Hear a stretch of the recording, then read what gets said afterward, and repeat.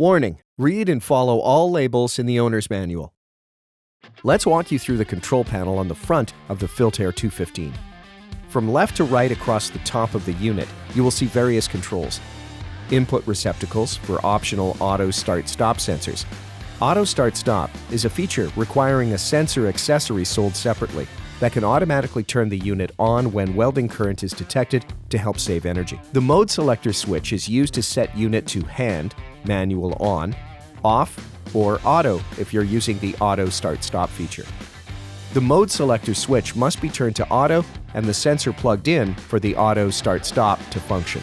The variable flow control knob allows you to set the proper amount of airflow and can be adjusted for specific applications and accessories. The filter cleaning indicator button allows you to manually turn on the self-cleaning mechanism, and the light flashes to indicate various statuses. See the owner's manual for more information. The filter cleaning gauge shows the condition of the filter and when the self-cleaning operation should be performed. At 3 inches, cleaning is recommended. At 4 inches, cleaning is required. There are 2 hose connections on the unit and an attached plug included to close off one inlet as needed for specific applications.